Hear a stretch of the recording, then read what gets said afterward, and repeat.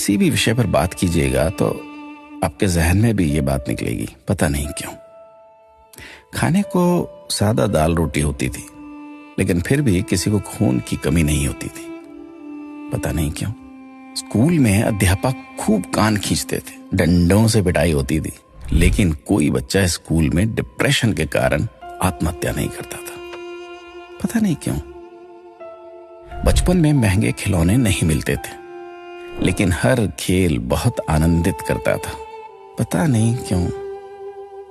घर कच्चे होते थे, कमरे कम होते थे, लेकिन माता पिता कभी वृद्धाश्रम नहीं जाते थे, पता नहीं क्यों। घर में गाय की, कुत्ते की, अतिथि की, मेहमानों की रोटियां बनती थी, फिर भी घर का बजट संतुलित रहता था। आज सिर्फ अपने परिवार की रोटी महंगी हो गई, पता नहीं क्यों।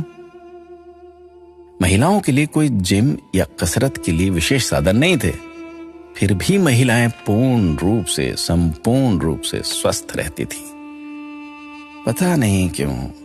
भाई भाई में, भाई बहनों में अनेक बार खूब झगड़ा होता था, आपस में कुटाई तक हो जाती थी, परंतु आपस में मन मुटाव कभी नहीं होता था, पता नहीं क्यों।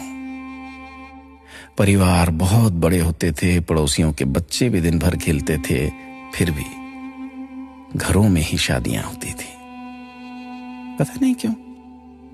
माता पिता थोड़ी सी बात पर थप्पड़ मार देते थे, लेकिन उनका मान सम्मान कभी कम नहीं होता था, पता नहीं।